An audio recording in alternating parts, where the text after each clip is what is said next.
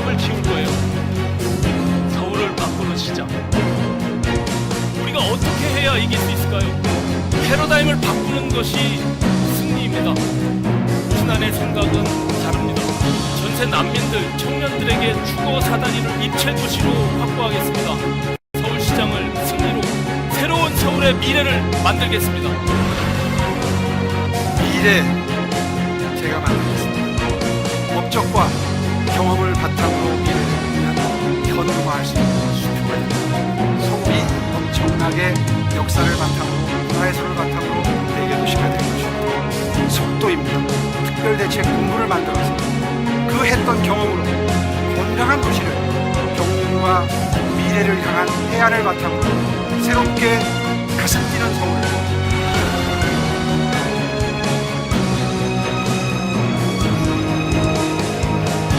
이 위기의 서울을 문제를 해결하겠다는 독하는 결단력 있는 리더십. 집을 사고 싶은 사람은 사고, 짓고 싶은 사람은 짓고, 서울형 기본소득으로 최저 생계비 우리 5개 번역의 스마트된 글로벌 모델 도시 서울입니다.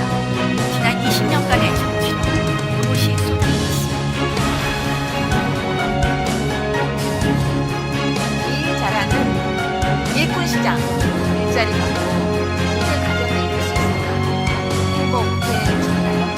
전국 최초로 1인 가구 지원센터, 글로벌 플랫폼 도시, 세산세 반값, 망고, 고속도로, 양질의 매진특대, 엄마의 마음으로 저 좋으니 돌풍의 주인이 되겠습니다.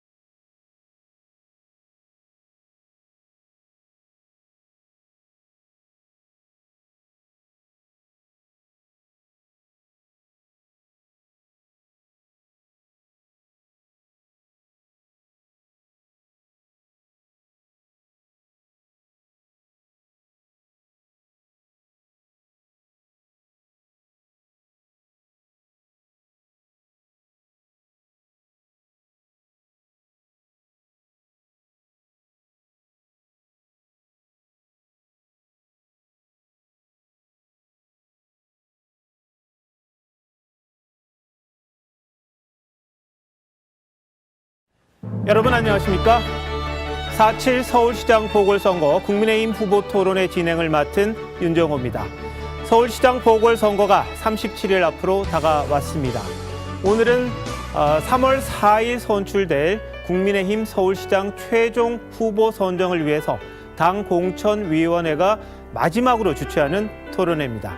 지금 스튜디오엔 서울시장 보궐선거 국민의힘 예비후보 오신환, 오세훈, 나경원, 조은희, 기호순입니다. 네 분 나와 계십니다. 안녕하십니까? 반갑습니다. 안녕하세요. 안녕하세요. 네, 먼저 네 후보 소개 영상으로 만나보시겠습니다. 게임 체인저 오신환이 대권 주자들을 꺾는 그 스펙타클한 드라마로 기적 같은 승부를 연출해내겠습니다.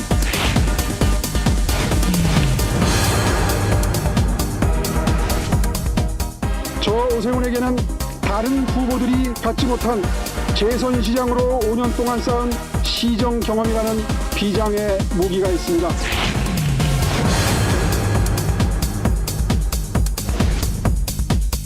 뚝심 있는 나경원이야말로 정권 심판의 적임자입니다. 유불린을 따지는 사람에게 이 중대한 선거를 맡길 수 없습니다.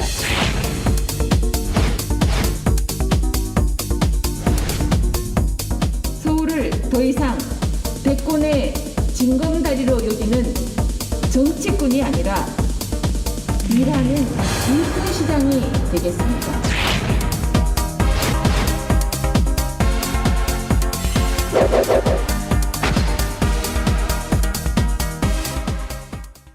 네, 후보들의 오늘 좌석 배치는 국민의힘에서 추첨을 통해서 사전 결정했습니다. 좌석은 화면 왼쪽부터 오신환, 조은희, 나경원, 오세훈 후보, 발언 순서도 왼쪽부터 돌아가면서 진행을 합니다. 효율적인 토론을 위해서요, 이 시간 좀 엄수해 주셨으면 좋겠습니다. 주어진 시간이 초과하면 발언을 중단할 수도 있습니다. 마이크도 끌 텐데요. 10초 전부터는 카운트다운도 하겠습니다. 자, 첫 번째 코너입니다. 나는 누구누구다. 이 본인에 대한 정의를 한 단어로 표현해 주시면 되는데요. 자, 그 이유도 말씀해 주시면 되겠습니다. 자, 일단 모든 후보분들께서 나는 누구다. 본인을 선전할 수 있는, 홍보할 수 있는 단어를 적어 주시면 고맙겠습니다. 그리고 그 이유에 대해서는 한 분 한 분 1분씩의 시간을 드릴 텐데요. 자, 다 적으셨는지 모르겠습니다. 예. 자, 그러면 오신환 후보부터 한번 보여주시죠. 네, 나는 게임 체인저다. 이렇게 말씀을 하셨습니다. 자, 후보님 1분의 시간을 드리겠습니다. 본인에 대해서 이야기를 해주십시오. 네, 오신환의 슬로건입니다. 이번 선거는 그 어느 때보다 중원의 싸움이 중요합니다. 중도층과 청년층을 견인할 수 있는 그런 후보가 나서야 합니다. 그래야 야권의 단일화도 이기고 또 본선에서도 승리할 수 있습니다. 지금처럼 과거 대 과거의 싸움으로 가면 이길 수 있겠습니까? 새로운 인물 오신환이 나서서 과거와 미래의 싸움으로 바꿔야 합니다. 그래야 이길 수 있습니다. 오신환으로 판을 확 뒤집어야 승리할 수 있습니다. 시민 여러분께서 결단해 주십시오. 사람을 바꾸면 이길 수 있습니다. 게임 체인저는 과거에서 미래로 180도 확 뒤집는 것입니다. 오신환이 해내겠습니다. 반드시 승리해서 서울의 새로운 변화와 희망을 만들겠습니다. 저 오신환과 함께 승리해 주십시오. 게임 체인저 오신환입니다. 네, 오신환 후보님 시간 아주 여유 있게 맞춰주셨습니다. 자, 두 번째는 조은희 후보 차례입니다. 보여주시죠. 네, 나는 서울 전문가다. 이렇게 이야기를 하셨는데요. 역시 1분의 시간 드리겠습니다. 말씀해 주시죠. 저 조은희는 서울 전문가입니다. 서울시 부시장, 유일한 야당 구청장으로 지난 10년간 서울 행정 현장에 있으면서 제가 시장이 되면 하고 싶은 사업들을 준비해 왔습니다.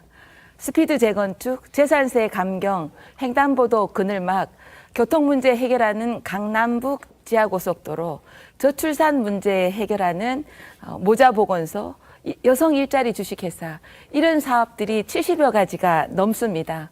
서울 전문가 저 조은희가 시장이 되면 고난도 크니까 더 잘, 더 크게, 더 빨리 할 수 있습니다.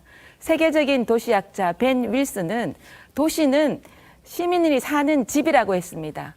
엄마의 마음으로 내 집을 따뜻하고 편안하게 만들듯이 저 서울 전문가 조은희가 서울을 활발하고 따뜻하고 편리하게 세계인이 찾아오는 서울로 만들겠습니다. 믿어주십시오. 조은희입니다. 감사합니다.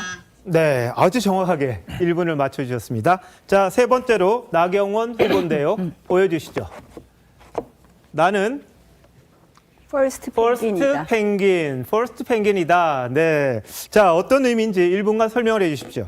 펭귄이 물고기를 잡을 때 이렇게 무리가 있으면 제일 먼저 용감한 펭귄이 뛰어들어서 결국 어렵고 힘들 때 용기를 내서 처음 도전하고 그래서 다음 펭귄들의 집단 행동을 이끌어낸다고 하죠. 퍼스트 펭귄, 퍼스트 무버. 저의 삶이 도전의 연속이었습니다. 한마디로 사법 시험을 볼 때나 또 대학을 입학할 때나 또 법원의 판사가 될 때나 그리고 국회에 들어와서 최초의 외교통일위원장이 되거나 여성 최초의 외교통일위원장이 되거나 또 보수정당 최초의 여성 원내대표가 되는 과정 모두 퍼스트 펭귄이었습니다. 지금 서울에 필요한 리더십은 이러한 퍼스트 펭귄 같은 리더십입니다. 한편으로는 서울의 미래를 준비해야 됩니다. 시대의 전환의 시대입니다. 퍼스트 펭귄의 정신으로 서울의 미래를 확실하게 준비하겠습니다. 한편으로는 문재인 정권을 견제하고 심판해야 됩니다. 이 도전 정신, 담대한 도전 정신 없이는 이 암흑한 문재인 정권을 견제하기 어렵습니다. 예, 잠깐 넘으셨는데 자, 이 정도는 양해해 주실 걸로 믿고요. 자, 네 번째 오세훈 후보 보여주십시오. 오, 나는 V다. 이게 V. 네, 하실 말씀 있으실 것 같은데 1분 드리겠습니다. 예, 제 V는 버전도 아니고 VIP도 아니고 비전이라고 하는 뜻의 V입니다. 사실 지난 10년 동안 늘 서울의 비전, 대한민국의 미래를 연구하면서 지내왔습니다. 외국의 여러 도시를 돌면서도 늘 대한민국의 비전, 서울의 미래를 잊은 적이 없습니다. 그 결정판이 제가 들고 나온 이 책입니다. 책 제목이 미래입니다. 4차 산업혁명 이후에 그리고 저출산 고령사회 이후에 대한민국 사회는 많이 바뀝니다. 복지의 미래, 그리고 일자리의 미래, 교육의 미래 다 바뀌죠. 이 모든 것이 대한민국의 미래, 도시의 미래 경쟁력, 삶의 질 지수 이런 것에 녹아 있습니다. 제 임기 5년 동안 이 모든 수치가 세계 10위권에 근접했습니다. 지금 다시 10위 이상 떨어졌는데요. 제자리로 반드시 돌리고 세계 최고의 도시, 세계의 중심 도시, 서울, 대한민국 반드시 만들겠습니다. 네.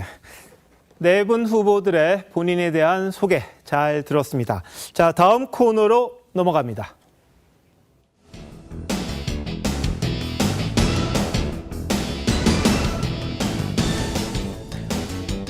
네, 본격적인 주도권 토론에 앞서서 TV조선이 시청자 여러분들의 변별력을 돕기 위해 마련한 코너입니다.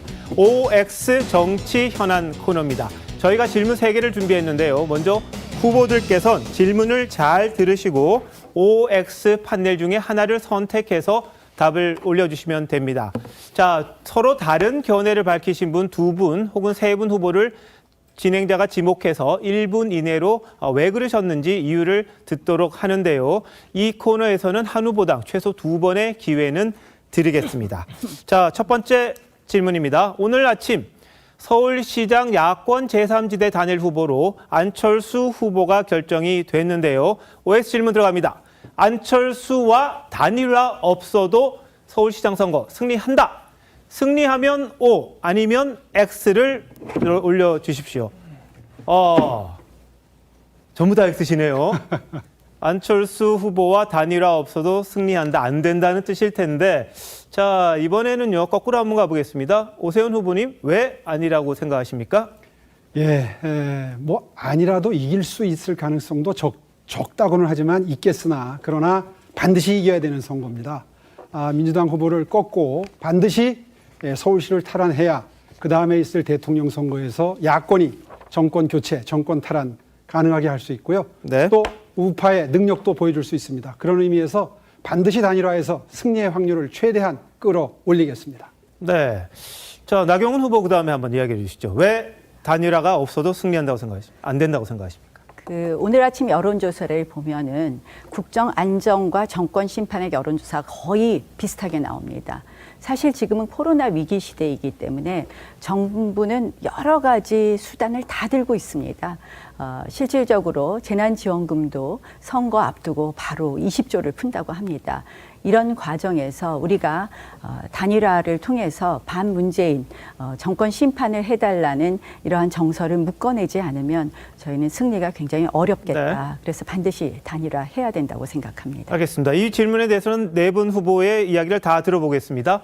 자, 조은희 후보님 왜 단일화를 해야 되는 거죠? 단일화는 국민의 명령입니다. 서울 시민의 명령이기도 하죠. 문재인 정부 이 폭정에 브레이크를 밟아줘야 됩니다. 근데 브레이크를 밟지 못하면 정말 저희들이 국민한테 죄인이 되는 겁니다. 지금 코로나 백신 무능하지 않습니까? 부동산 폭등, 재산세 폭등, 이거 심판해야 됩니다. 그런데 단일화 없이 우리가 이길 수도 있어. 이런 안이한 마음 가지고는 절대 승리할 수 없습니다. 그리고 지금 가덕도 신공항, 재난지원금 돈 막 뿌리지 않습니까?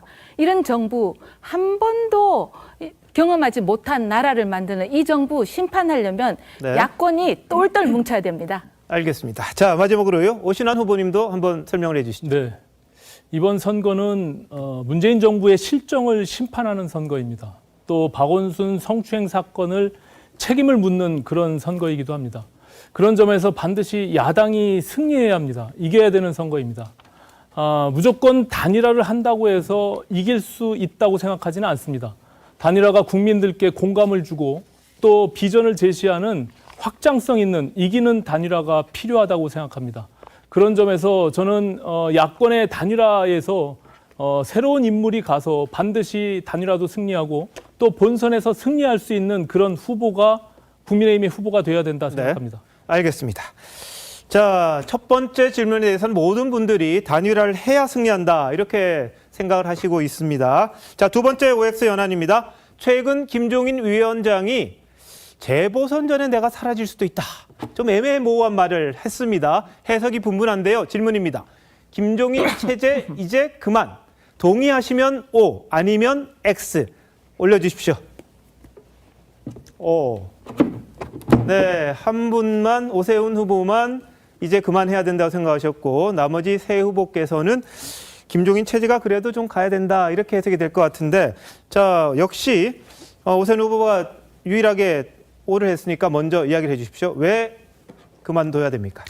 예, 지금까지 정말 많은 수고를 하셨습니다. 우리 당이 그동안에 중도를 향해서 외연 확장을 위해서 많은 노력을 기울여야 된다는 게 저의 주장이었는데 정말 헌신적으로 당을 위해서 애를 써주셨습니다.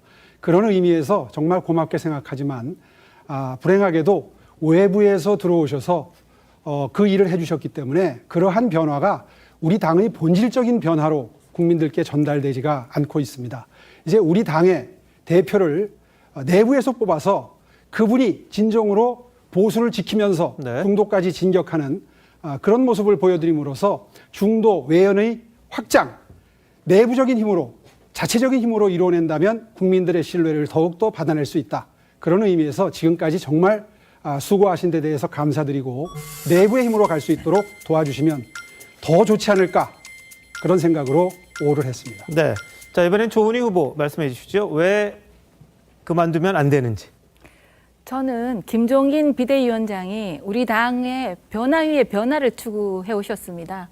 그런데 선거가 코앞인데 지금 당의 수장을 그만둬야 된다, 그만두지 말아야 된다 하는 게 적전분열 같습니다. 사라질 수 있다 이렇게 말씀하신 것은 반드시 국민의힘 후보로 단일화돼서 정말 서울시장 선거를 이겨야 되겠다. 그리고 문재인 정권의 이 무능한 정권을 심판하게 해야 되겠다. 이런 사직생의 각오입니다. 그래서 우리가 똘똘 뭉쳐서 이번 서울시장 선거 이기고 문재인 정권 심판해야 됩니다. 장수를 지금 전쟁 도중에 바꿀 수가 없습니다. 네, 조은희 후보까지 이야기를 들어봤습니다. 자, 김종인 체제에 대해서는 오세훈 후보님만 이제 그만할 때가 됐다고 생각하셨고 나머지 세 후보는 아직은 아니다 이렇게 생각을 하셨습니다. 자, 마지막 정치 현안 질문 드리겠습니다. 이번 서울시장 선거 결국 차기 대선을 좌우하는 선거가 될 거다 이렇게 많이들 보고 계시죠. 관련 질문 드립니다. 윤석열 검찰총장 대권에 도전해야 한다. 해야 한다고 생각하시면 O 아니면 X를 들어주십시오. 네, 이번엔 반대입니다.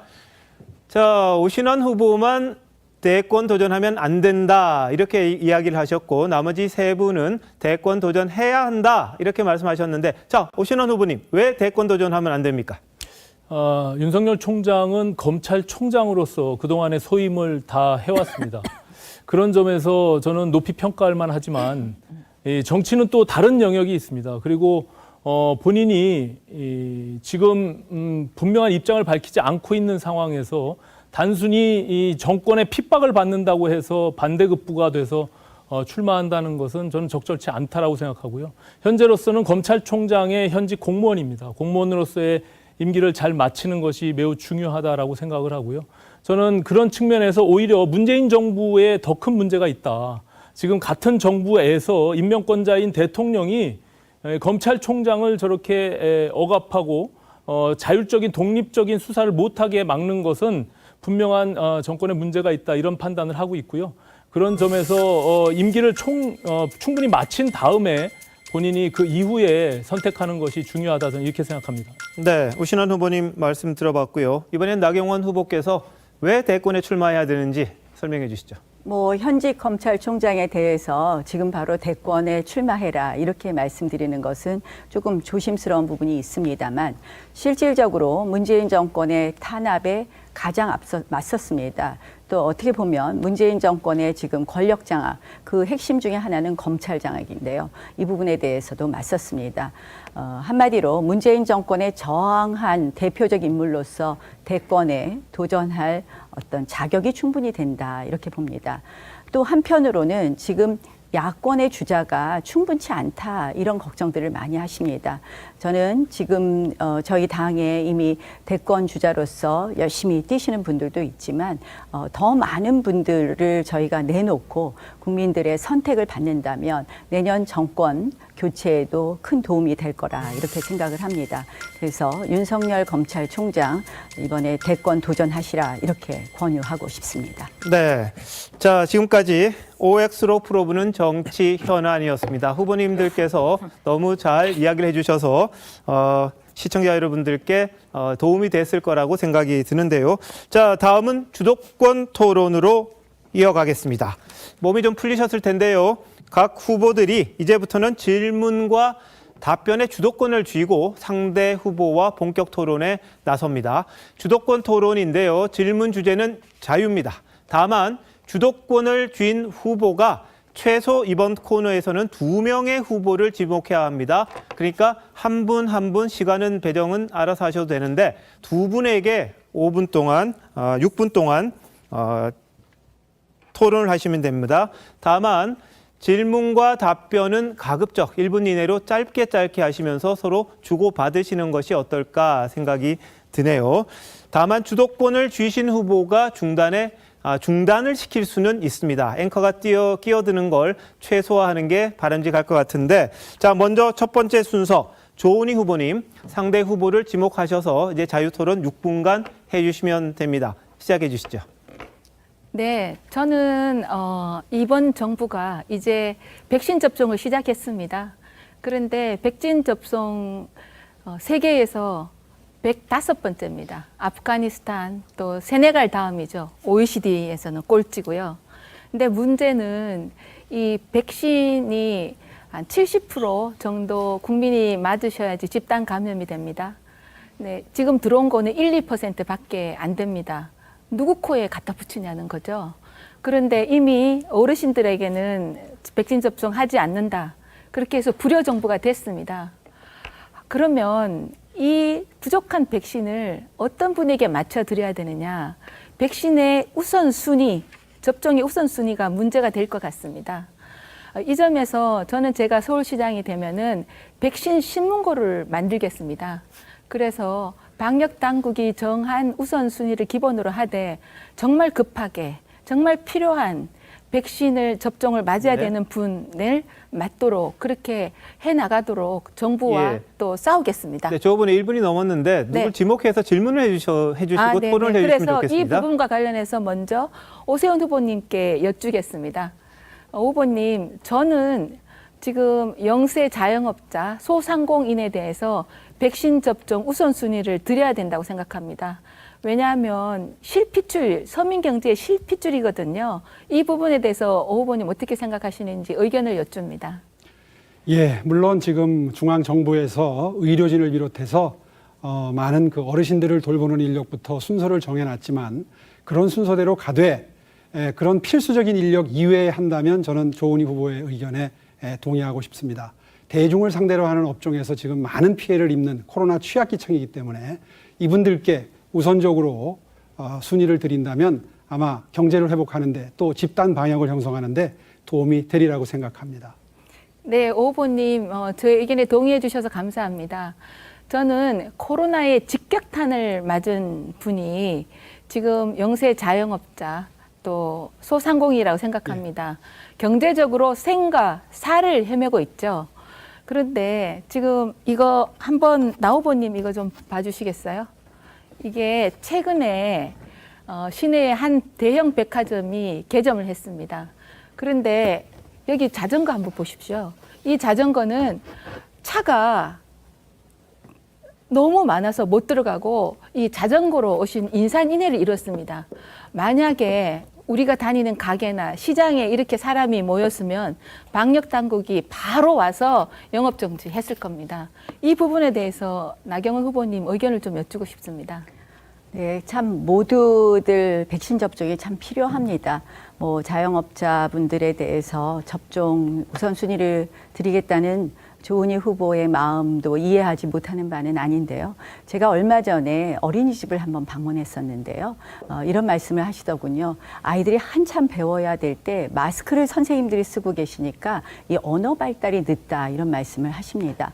최근에 사실은 맞벌이 부부들이 굉장히 힘들어하고요. 학교에 보내기도 아이들을 어린이집에 보내기도 힘들어합니다. 저는 백신 접종 우선순위에 사실은 작년 수능에서도 또 많은 혼란이 있지 않았습니까? 그래서 고3 학생 그리고 어린이집, 유치원, 학교의 교육 종사자들 그리고 노인복지관, 장애인복지관의 복지 종사자들께 먼저 접종을 한다면 그들 기관을 훨씬 더 이용하기 좋지 않을까. 그래서 아이들 학교에 마음껏 보내고 유치원에 보내고 어린이집에 보내고 또 네. 이런 복지관에 갈 네. 수 있지 않을까 이런 생각을 해보고 저는 좀 그런 공약을 냈습니다. 네. 네. 저도 나 후보님 의견에 동의합니다.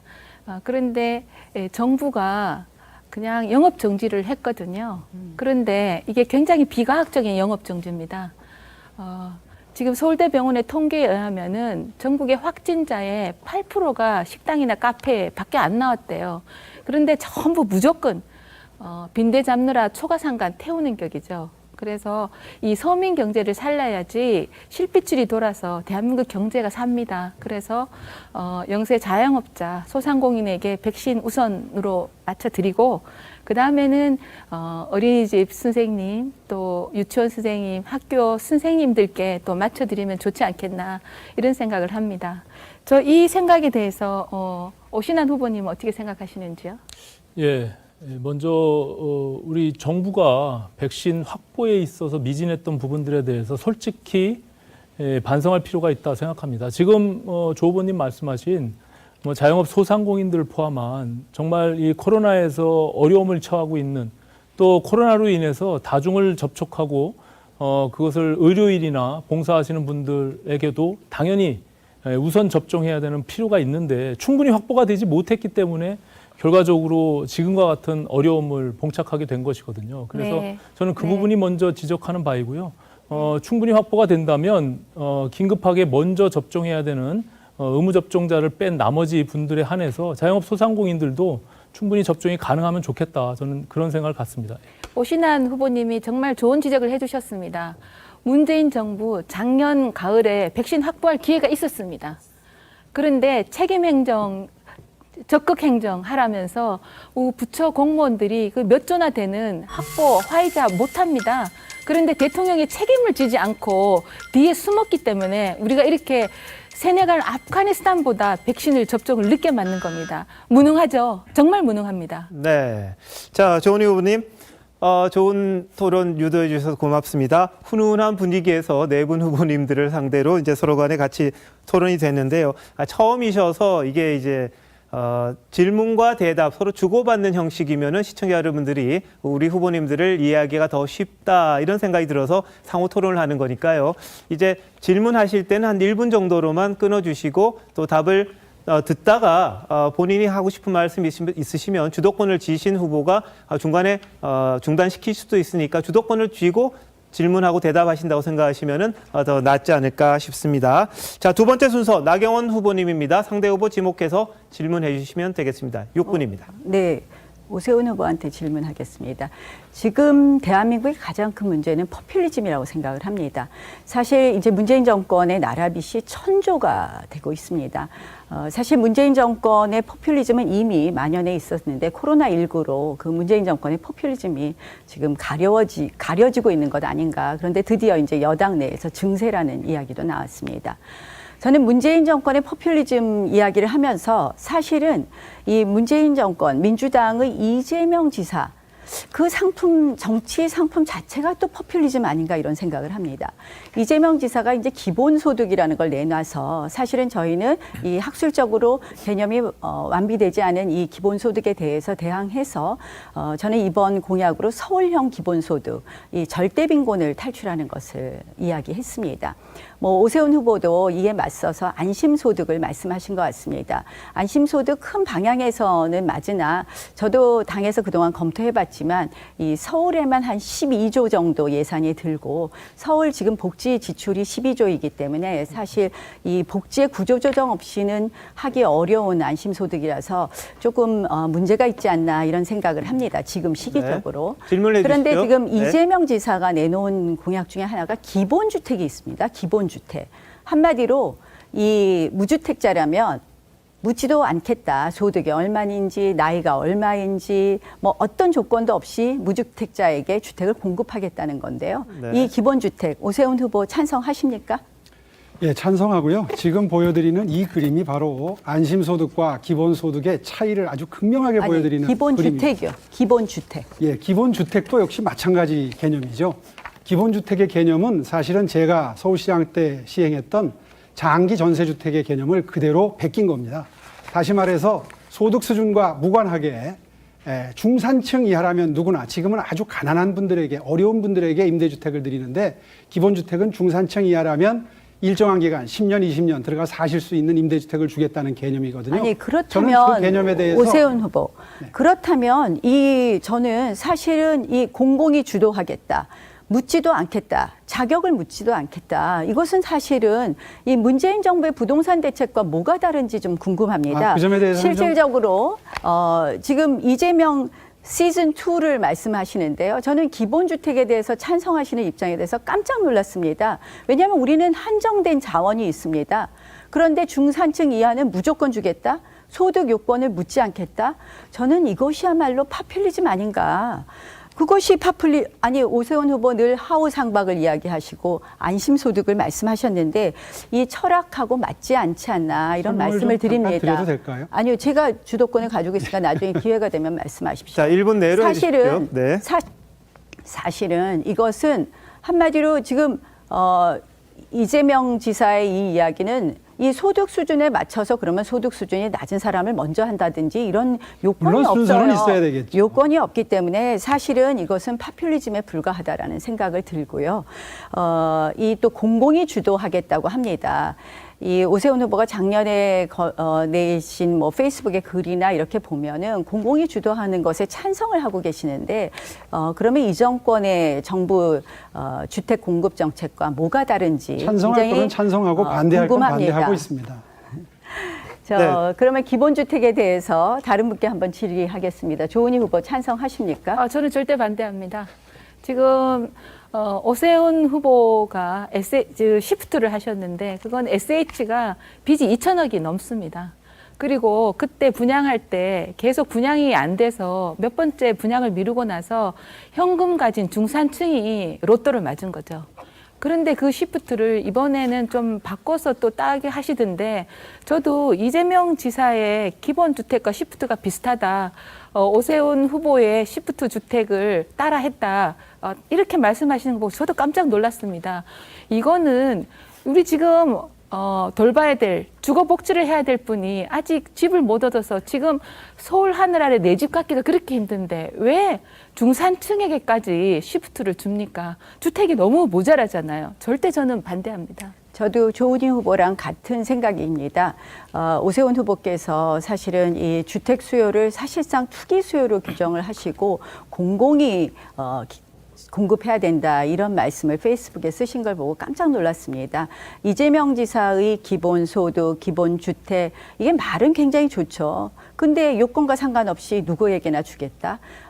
이것이 대표적인 포퓰리즘 공약이고 포퓰리즘 공약의 문제점은 아시다시피 사실은 이것으로 인해서 나라 빚이 늘어나고 그 빚은 저희 세대가 감당하는 것이 아니라 저희 다음 세대가 감당한다는 점에서 굉장히 우리가 경계해야 될 것이다. 특히 코로나19로 인해서 이 포퓰리즘에 대해서 무뎌지는 것에 대해서 우리가 반드시 이 부분에 대해서는 짚고 넘어가야 된다고 생각을 합니다.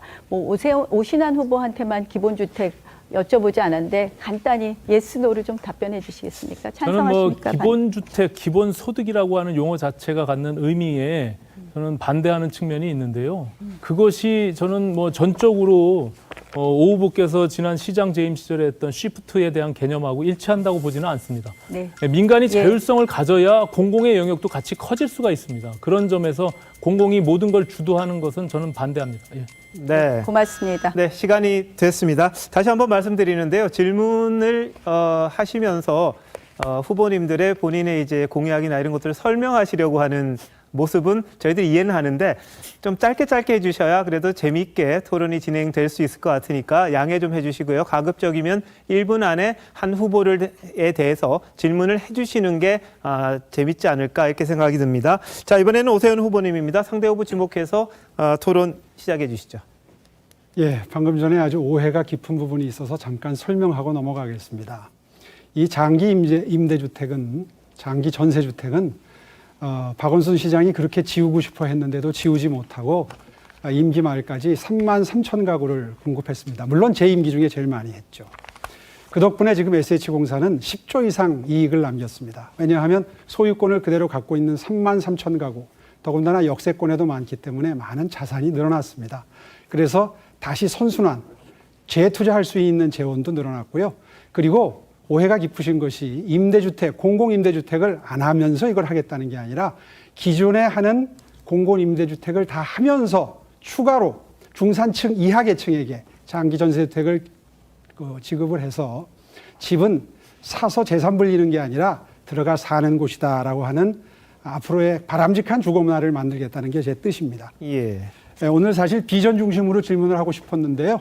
오늘 이 그림을 좀 비춰주십시오. 제가 했던 성공적인 행정개혁 사례입니다. 120 다산 콜센터 기억하고 계실 겁니다. 제가 이 감정노동을 하는 분들께 이렇게 절을 하는 모습인데요. 나경원 후보께 질문 드리겠습니다. 이 120 시스템을 도입하고 나서 서울시의 행정에 대한 평가가 낙제점에서 몇 달 만에 80점대로 올라갔습니다. 정말 좋은 시스템인데 이제 120 2.0을 해야 될 때라고 생각을 합니다. 혹시 나 후보께서 구상하신 행정개혁, 다시 말해서 대시민 행정 서비스를 획기적으로 끌어올릴 수 있는 어떤 아이디어가 있으시면 간단히 설명해 주시기 바랍니다. 행정개혁의 핵심 중에 전 하나를 플랫폼 행정을 생각하고 있습니다.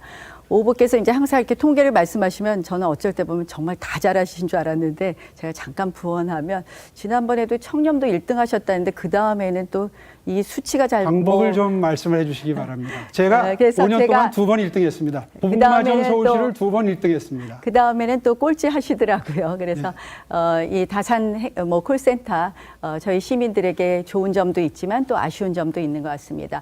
행정의 서비스질을 개선하기 위해서 제가 구상하는 것은 플랫폼 행정입니다. 무슨 말씀이냐? 한마디로 이 행정 서비스를 공무원들이 자기가 처리하는 걸 전부 다 플랫폼에 올리는 것입니다. 지금 사실은 중복 행정도 많고요. 또 이 수요자의 입장에서는 개념을 알아들었고요. 제 주도권 토론이니까요. 네. 나중에 본인 시간 활용해서 설명해 주시기 바랍니다. 우리 나경원 후보님 정말 훌륭한 답변 해주셨습니다. 높이 평가합니다. 그렇습니다. 플랫폼이라고 이름을 붙여도 좋고 업무 재설계라고 설명을 해도 좋습니다.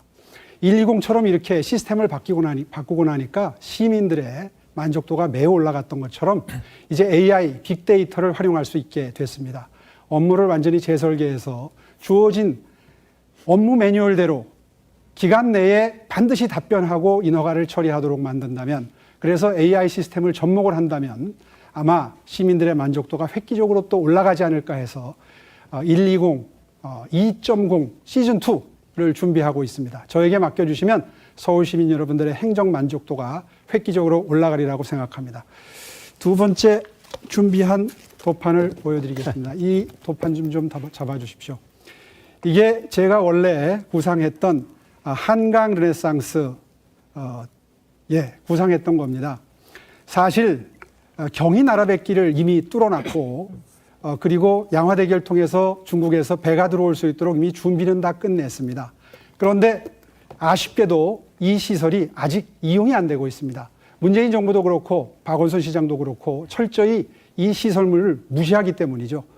조은희 후보께 질문 드리겠습니다. 네. 기왕에 이렇게 경인 아라뱃길부터 시작해서 다 준비가 됐는데 여의도나 용산쯤에 여객 터미널을 만들어서 이제 관광이 재개가 되면 중국 관광객들이 하늘길에 이어서 백길로도 들어올 수 있어서 서울에 많은 관광객들이 들어올 수 있게 했으면 좋겠다라고 하는 한강 르네상스 2.0 시즌2에 대해서는 어떤 의견을 가지고 계신지 질문드리겠습니다. 네, 저도 그 오 후보님 의견에 동의합니다. 지금 한강은 세계적인 수변 도시로 만들 수 있는, 우리 서울을 세계적인 도시로 만들 수 있는 가장 큰 자원입니다. 그런데 민주당의 이해찬 전 대표는 한강에 아주 천박한 도시라고 했는데요. 한강을 지금 오 후보님이 시장 시절에 하신 것과 제가 만약 시장이 되면 강변 북로를 지하화해서 정말 개성까지 연결되는 한강이 정말 세계적인 수변 도시로 만드는, 그렇게 했으면 하고 생각합니다. 그게 우리 서울의 경쟁력이라고 생각합니다. 훌륭한 답변 정말 감사드리고요. 이 정부에 촉구를 합니다. 경인 아라뱃길 2조 7천억 들었습니다. 지금 활용률이 10%밖에 되지 않습니다. 가끔씩 가다 경인 아라뱃길을 실패한 사업이라고 하지만 사실은 충분히 만들어 놓고도 활용하지 않는 이 문재인 정부의 전임자 지우기, 정말 끔찍한 수준입니다. 이제 중국 상해나 청도, 위해에서 배가 출발해서 서해, 백길을 통해서 수도 서울에 관광객이 들어오고, 그래서 그분들이 서울에서 돈을 쓸 수 있도록 하는 관광정책을 시작할 수 있게 된다면 내사산, 외사산을 비롯한 150개의 봉우리를 전부 걸을 수 있도록 만들고, 한강을 길을 전부 걸을 수 있도록, 자전거를 탈 수 있도록 만든 거에 의해서 물과 숲, 그리고 항구의 도시 서울시를 만든다면 세계 초일류 도시 서울시가 그 경쟁력을 확실하게 높일 수 있지 않을까 확신합니다. 네, 시간 딱 맞춰주셨는데요. 오세훈 후보 역시 질문 시간이 조금 길었습니다만 나머지 후보분들이 그러셨기 때문에, 자, 오신환 후보님께서 좀 자유롭게 6분을 활용해 주시면 되겠습니다. 자, 오신환 후보님 상대 지목하시고 6분간 주도권 토론 시작해 주십시오. 예, 저는 처음부터 이번 선거를 과거와 미래의 싸움으로 규정했습니다. 과거는 절대 미래를 이길 수가 없습니다. 또 한 가지는 이슈를 선점하고 패러다임을 바꾸는 사람이 승리할 수 있습니다. 그런 점에서 저는 1월 5일 출마 선언과 동시에 당시에 모든 사람들이 재난지원금을 얘기할 때 저는 손실보상을 얘기했습니다. 지금 자영업 소상공인들이 거의 한계 상황에서 길거리에 나앉는 그런 상황이 돼버렸습니다. 손실보상과 관련해서 저는 질문 드리고자 합니다. 지금 정부가 무책임하고 무능하게 방역을 주먹구구식으로 했기 때문에 자영업 소상공인들에 대한 손실 피해 보상을 어디까지 어느 정도로 해야 되는지를 가늠하지 못하고 있습니다. 그런 상황에서 이제 각 후보들이 지금 손실 보상과 관련된 자영업 소상공인들의 지원책들을 공약으로 내놓은 바가 있습니다. 먼저 조은희 후보님께 지금 제가 말씀드린 자영업 소상공인들에 대한 손실 보상에 대해서 어떻게 생각하시는지 먼저 짧게 한 말씀 해주시죠. 저도 저 오 후보님의 말씀에 동의합니다. 비슷한 시기에 저도 똑같은 공약을 냈는데요. 저는 손실보상을 문화예술인, 또 플랫폼 노동자까지 합쳐서 1년에 2억 원씩, 2조씩 2년 동안 보상해야 된다는 공약을 세웠습니다. 저도 공약을 받고요. 예, 네. 그런 측면에서는 저랑 가장 이렇게 흡사한 측면이 있습니다. 다른 후보님들은 이제 대출 지원의 수준에서 지원을 하겠다라고 말씀하셨는데 특히 나경원 후보님 그 손실보상법과 관련해서 찬성하시는지 한 말씀 듣겠습니다. 네, 저는 손실보상에 관해서 찬성하는 입장을 밝혔습니다. 다만 구체적인 법안 내용에 대해서는 조금 더 신중하게 접근해야 된다. 결국 이 방역 지침을 따름으로써 발생한 손해에 대해서 손실에 대해서 보상하는 쪽으로 그렇습니다. 매우 신중하게 형평성 있게 가야 된다 이런 입장입니다. 네, 이걸 잠깐 보여주실까요? 대한민국 헌법이 규정하고 있습니다. 공공 필요에 의해서 재산권을 제한하거나 또 사용했을 경우는 당연히 법률로서 정당한 보상을 지급해야 된다는 것이 대한민국 헌법 23조에 명시되어 있습니다.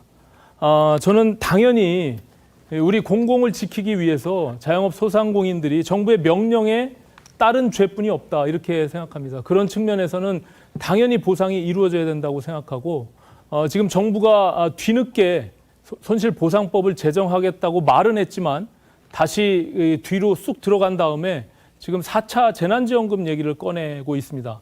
꼭 이것은 무슨 국민들께 용돈 주듯이 줘도 되고 안 줘도 되는 그런 개념이 아니라 지원의 개념이 아닌 보상의 개념으로 전환해야 된다고 생각합니다. 지금 일본의 경우도 8시 이후에 영업을 중단하게 되면 하루 63만 원씩 2천만 원까지 지원을 하고 또 영국과 독일, 캐나다의 경우도 고정비의 90%까지 보상을 하고 있습니다. 지금 우리나라만 이 주먹구구식의 방역 체계 때문에 지금 제대로 보상을 못하고 있습니다. 지금 이 시간에도 정부 종합청사에서 무기한 농성을 하고 있는 자영업 소상공인들의 목소리를 들어야 된다고 생각합니다. 오세훈 후보님, 이 자영업 소상공인들에 대한 손실보상법이 최근에 민주당의 의원으로부터 발의된 바가 있습니다. 감염 예방법이 아닌 지금 자영업 소상공인들에 대한 소상공인 보험 및 지원에 관한 법률 개정안으로 지금 임시방편으로 제출해 놨는데요. 이것은 겉보기에는 보상이라는 용어를 쓰지만 실질적으로 보면 지원에 가까운 이런 법 체계를 만들고 있습니다. 오 후보님, 이 손실보상법과 관련해서 어떤 생각을 갖고 계십니까? 예, 중앙정부 차원에서는 더욱더 과감한 지원, 과감한 보상이 필요하다. 사실 우리보다 앞서가는 선진 외국들의 경우에는 우리보다도 훨씬 더 과감한 현금 지원을 코로나 취약계층에게, 피해를 본 계층에게 시행하고 있습니다. 네, 그런데 우리나라는 보편적 지원과 함께 차등적인 지원도 검토를 한다고 해서 국민들의 걱정을 사고 있는데요.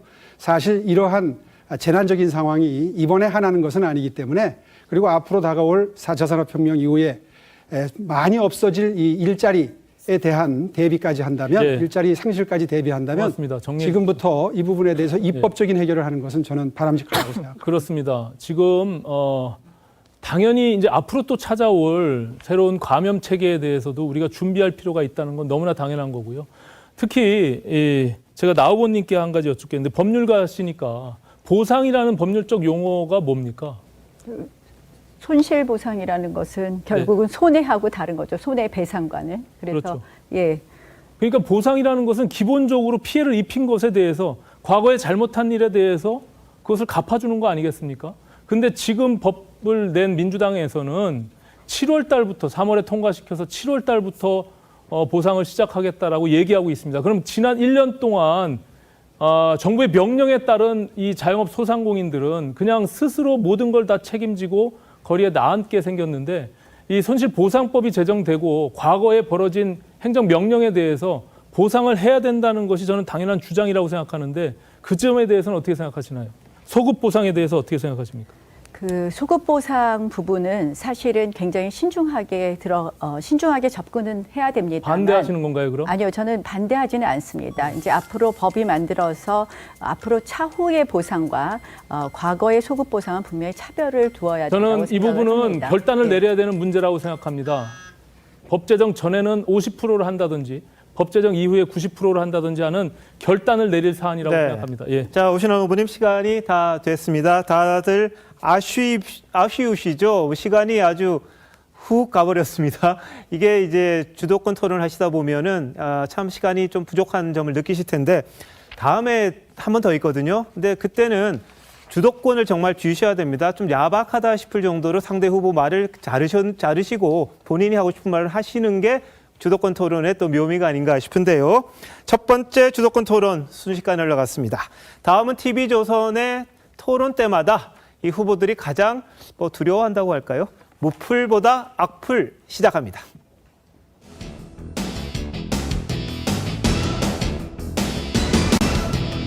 들 온라인상에서 이 정치인의 이미지나 정책, 이력 등을 댓글로 평가하거나 이 비판하는 경우가 많습니다. 마음 물론 상하시겠죠. 그런 내용 많을 텐데요. 정치인들에겐 그래도 댓글이 없는 무풀보다는 유권자들의 마음을 좀 읽을 수 있는, 또 헤아려 볼 수 있는 악플이 더 낫다. 이런 말씀을 하시는 분도 있습니다. 안 그러신 분도 있겠죠. 그래서 인터넷상에서 대표적인 비판 댓글 3개를 각 후보별로 저희들이 준비를 했습니다. 이와 관련해서 각 후보들이 입장을 밝히시면 되는데 발언 시간 1분 드립니다. 3가지 중에 하나에 대해서 해명하셔도 좋고요. 3개 모두를 짧게 해명해 주셔도 좋습니다. 이번에는 나경원, 오세훈, 오신환, 조은희 후보 순으로 진행이 됩니다. 자, 매도 먼저 받는 게 낫겠죠. 나경원 후보님부터 시작을 하겠습니다. 나경원 후보 대표적인 악플들은요. 네, 이런 게 나오는군요. 일본 자유대 행사 일왕 생일에도 갔는데 해명 안 하냐? 허경원이세요? 국민 밉상이 또 서울시장에. 죄송합니다. 제 생각은 아니고 네티즌들의 이야기입니다. 자, 나 후보님 1분 동안 여기에 대해서 본인이 좀 이야기를 해 주십시오. 참 이 앞장서서 싸우다 보니까 항상 이렇게 대표적으로 이 댓글 공세를 받는 것 같습니다. 사실 뭐 일일이 하나씩 설명을 해야 되는 건지 잘 모르겠는데요. 그 최근 것이 허경영이죠. 네. 저는 사실은 이번 선거에서 나온 제 공약을 갖고 한 비판인데요. 이 토지임대부 주택 신혼부부와 청년에 대한 공약인데 이 부분에 대해서는 이제는 오해가 없으실 거다. 이자 지원에 대한 공약이었고 미래에 대한 투자라고 말씀을 드리고요. 뭐 저 첫 번째는 친일파라고 늘 하는 이야기고 세 번째는 늘 어떻게 보면 비호감 이런 얘기들 많이 하시는데요. 제가 여론조사 보니까 비호감이 제가 제일 높은 후보가 아니더라고요. 그래서 뭐 맞지 않는 이야기 아닌가 이렇게 생각을 하고 친일파 참 이제는 우리가 극복해야 되는 과제 아닌가 이런 생각을 합니다. 친일은 저쪽이 많은데 이제 현명한 국민들께서 이제는 잊어버리시지 않을까. 예, 오늘 또 생각합니다. 3.1절이기도 한데요. 네. 나경원 후보에 대해서 이 악플이라 그럴까요? 다른 걸 저희들이 좀 모아봤습니다. 자, 다음은 오세훈 후보와 관련된 댓글 살펴봅니다. 한번 보여주시죠. 네, 광진 구민에게 선택 못 받고 낙선한 지 얼마 됐는데 출마하냐? 시민의 뜻 무시하고 마음대로 사표 던지고 박원순 시장 만든 최대 공로자 아니냐? 거기에다가요. 무상급식에 인생 걸었다가 훅 가더니 이제야 따뜻한 보수? 이런 댓글들이 오세훈 후보께는 상당히 아플 수도 있는데 자, 1분 시간 드리겠습니다. 설명해 주십시오. 예, 광진구가 우리 당 입장에서는 한 번도 당선자를 내지 못한 정말 험지 중에 험지다 하는 것은 정평이 나 있는 곳이고요. 그곳으로 가서 한번 그 벽을 깨보겠다고 1년 동안 정말 365일 혹서기, 혹한기 늘 골목골목 길바닥에 서 있었던 것을 광진 구민 여러분들은 기억하실 겁니다. 정말 열심히 한번 도전해 봤는데 낙선했습니다. 정말 아쉽게 생각하고요. 그러나 그 도전 정신은 높이 평가해 주시라고 저는 믿습니다. 두 번째, 세 번째 질문은 같은 취지라고 생각합니다. 사실 민주당이 씌운 프레임이었습니다. 아이들 밥 안 주려고. 그거 아니죠. 가난한 집 아이들에게 학습기자재, 방과후 학습비 지급해서 교육사들이 만들어주겠다는 충정이었는데 그 과정에서 과도하게 싸우다 보니까 자리를 걸었습니다. 정말 죄송하게 생각하고요. 네. 그 뜻은 계속 높이 평가해 주실 것을 부탁드리겠습니다. 여기까지 하겠습니다. 네. 자, 다음은 오신환 후보님과 관련된 댓글 한번 살펴보겠습니다. 자, 의원 말고 송강호랑 쭉 연기했으면 기생충 찍었을 수도. 이 연극하셔서 그런 것 같은데 그 다음은요.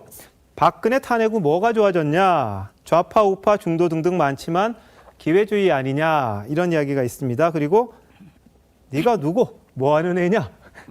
그래놓고 게임 체인저 또 속어가 또 등장합니다. 자, 오신환 후보님 1분 드리겠습니다. 예, 저는 대학에서 연기를 전공한 건 맞습니다. 그리고 연기를 왜 했냐 하면 저는 대학에서 아마추어로 우리 사회의 변화와 또 사람에 대한 관심을 갖고 연극을 했습니다. 지금 정치를 하는 과정도 저는 연극을 하는 그 과정의 연장선상에 있습니다. 연극은 그냥 가짜로 하는 척하는 것이 아닙니다. 마음을 다해서 진정성을 갖고 반드시 하는 것이 그게 연기입니다. 저는 그렇게 공부를 하고 배웠기 때문에 정치도 진정성을 갖고 내가 주민들을 대할 때 그 마음이 서로 전달되고 통한다고 생각합니다. 저는 제가 추구하는 보수는 따뜻한 보수입니다. 그리고 우리 공동체를 지키면서 또 함께 더불어 성장할 수 있는 그런 보수가 되기를 바랍니다. 외롭고 힘든 또 소외된 분들을 함께 보듬어가는 보수가 유능한 보수가 될 수 있다. 전 그렇게 생각합니다. 네, 오신환 후보님 하셨고요. 마지막으로 조은희 후보님과 관련된 댓글 소개합니다. 조은희 사전엔 강남 부자만 서민이다. 의원도 안 해보고 구멍가게 사장이 뭔 대기업 사장이냐 뭐 이런 게 있고요. 왜 이렇게 안 뜨나? 대중적 진지도가 없나? 이런 글이 올라와 있는데 자, 조 후보님 1분 드리겠습니다. 저는 사실 촌딱입니다. 40여 년 전 처음 서울 올라올 때 서울 오는 기차를 타야 되는데 부산 가는 기차를 타고 갈아타고 왔습니다. 그 후로 구로, 도봉, 신촌, 영등포, 방배, 양재, 신당, 서울에 안 살아본 것이 없습니다. 그런데 저 보면 저 서초구에서 밝은 미래국이 있습니다. 전국에서 이런 국 단위에 과 단위고 아니고 TF 단위도 아닙니다. 밝은 미래국은 약자와의 동행을 하는 4개 과가 있고 120명의 직원이 있습니다. 그리고 제가 강남북 상생기금을 가장 먼저 주장했던 사람입니다. 제가 살아온 길, 또 제가 추구하는 행정 철학을 보시면 강남 아줌마, 그거는 처음 저를 모르셨을 때는 그런 악플을 달지만 알고 나면 선풀을 달아주실 겁니다. 그리고 기초단체장, 저 서울시 부시장 했습니다. 청와대 비서관 했습니다. 혁신적인 방법으로 기존의 틀을 깨고 일 잘하다는 평가를 받았습니다. 네, 자 여기까지 하겠습니다. 자, 다들 불편하실 수도 있는데 너그럽게 답변해 주셔서 감사하고요. 시청자들께서도 이 말씀하신 걸 보고 또 후보님들을 새롭게 평가할 수도 있는 계기가 아닌가 싶습니다. 자, 다음 순서 넘어갑니다.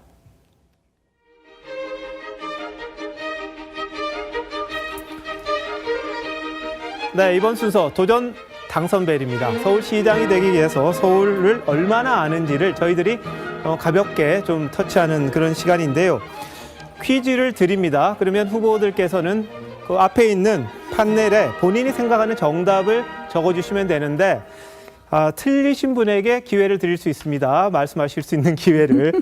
자, 먼저 서울시장이 되면 서울시 전체를 관장하겠죠. 자, 그래서 드리는 몸풀기 퀴즈 정도라고 할 수 있는데 적어주시면 됩니다. 서울의 구수는 몇 개일까요? 네, 서울의 자치구는 몇 개냐? 자, 준비하시고요. 들어주십시오. 네, 보여주시고요. 네, 그냥 보여주시면 되겠습니다. 아유, 너무 다 잘하시네. 매직이 안 나와요. 예, 25개로 적으셨죠? 네, 25개 구청입니다. 25개 구청 자치구. 네, 이거는 다들 아실 것 같아서 그냥 쉬운 거 한번 내드려 봤습니다. 자, 다음 질문 가는데요. 다들 짜장면 좋아하시죠? 짜장면. 자, 이사할 때, 졸업할 때 이렇게 먹는데 그러다 보니까 한국에서는 짜장면 가격이 오랫동안 서민 물가를 가늠하는 지표로 사용이 되기도 했습니다. 두 번째 질문입니다. 서울의 짜장면 한 그릇의 평균 가격은 얼마일까요? 적어주십시오.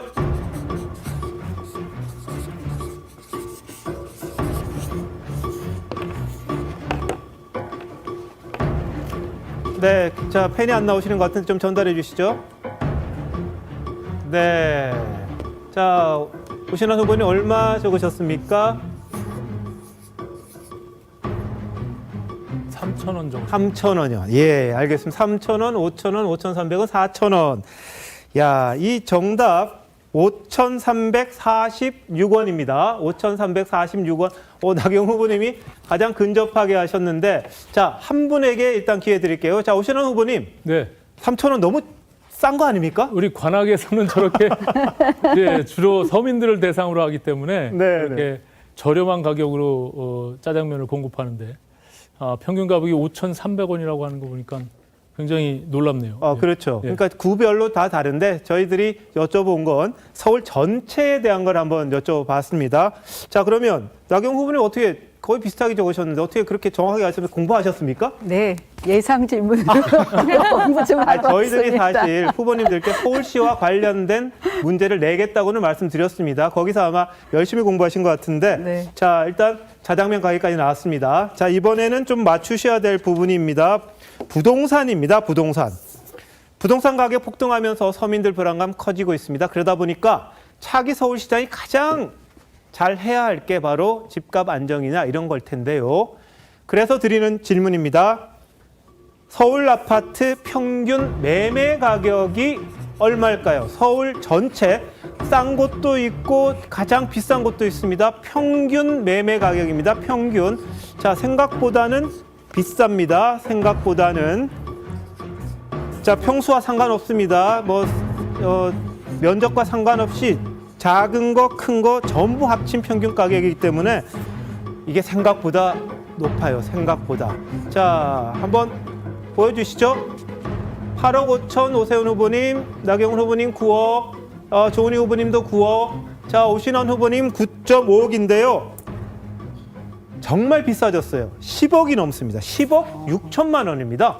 10억 6천만 놀라셨죠? 그새 올랐군요. 오신환 후보님, 네. 관악인데도 불구하고 이렇게 맞춰주셨네, 이건 거의.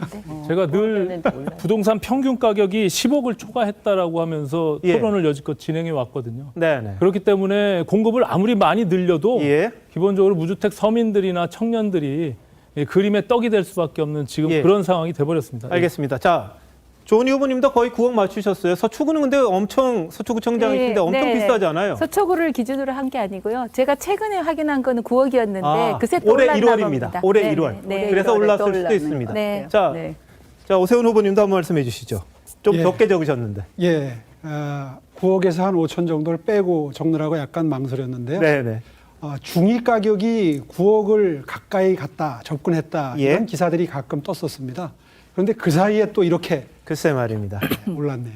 예, 서울시장 후보들께서는 이 부분 잘 감안하셔서 부동산 정책을 잘 하셔야 될 것 같습니다. 자, 다음 주도권 토론으로 넘어갑니다. 첫 번째 주도권 토론과 같은 형식인데요.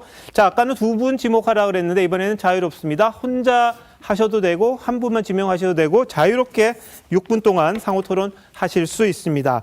자, 첫 번째 순서 오세훈 후보부터 시작을 하겠습니다. 자, 시작하시죠. 예, 이 그림을 좀 비춰봐 주십시오. 짧은 시간에 많은 말씀을 드리고 싶어서 오늘도 도판을 준비했습니다. 사실 보시고 있는 게 어딘지 혹시 짐작이 가십니까? 서울 시내 도처에 이렇게 길게 형성된 둘레길, 사실 제 자부심이기도 합니다. 그동안에는 등산 문화라고 그랬죠. 밑에서부터 정상을 향해서 뛰어 올라가는 그런 등산이었다면 이제 서울시 근처에 내사산, 외사산, 다시 말해서 서울에는 150개의 봉우리가 있습니다. 밑에 그림은 연트럴 파크입니다. 꼭 외곽이 아니라 경의선 철길을 이용을 해서 걸을 수 있는 녹지를 만들었는데 최근에 가보니까 많은 서울 시민들이 특히 젊은이들이 데이트 코스로 많이 이용하고 있더라고요. 다시 말해서 어떤 도시든 그 도시의 삶의 질은 녹지 공간으로부터 만들어집니다. 사실 조은희 후보께 질문드리겠습니다. 네. 저하고 비슷한 공약들이 있으시던데요. 경부 고속도로 지하화, 또 지상철 지하화 이런 중장기 계획을 통해서 녹지 공간을 많이 만들겠다. 이제 이런 공약을 내셨는데 사실은 그런 공약들은 10년, 20년 걸리는 공약이고 제일 짧은 기간 내에 임기 내에 5년 내에 녹지를 공급할 수 있는 방안을 혹시 생각한 게 있으시면 몇 가지 소개해 주시면 도움이 되겠습니다. 제가 두 가지 말씀드리겠습니다. 일단 저는 서울시에 공원이 2,800개 있습니다. 박영선 민주당 후보 수직정원 공원 그거 완전 엉터리입니다. 그 한계 짓는 예산으로 서울시의 2,800개 공원을 시민들이 찾아오는 공원으로 만들겠습니다. 그리고 두 번째로는 제가 시장이 돼서 5년간 시장을 한다면 경부고속도로를 지하화해서 한강 밑으로 가서 통일로를 대심도로 지하화해서 구파발에서 강남까지 30분 만에 맞습니다. 주파하고요. 그 시간이 위에 한정이 돼서. 공원을 짓겠습니다. 그래, 네. 죄송합니다. 네. 자, 이거는 어디서 많이 보시던 모습이시죠? 한강변입니다. 한강변에 지금 이렇게 한강 레상스를 통해서 많은 시민들이 녹지 공간을 즐기고 계시는 모습인데요. 서울에는 36개의 법정 하천이 있습니다. 모든 법정 하천을 지금 보행자, 산책로, 자전거길, 그리고 킥보드와 같은 전동 개인 이동 도구들이 따로따로 쓸 수 있는 도로를 만들어 놓겠습니다.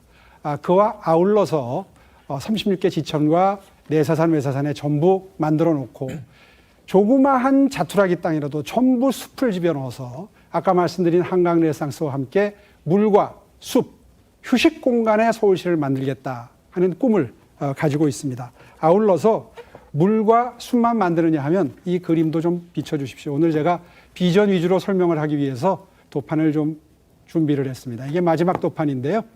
서울시의 용적률을 전부 풀겠습니다.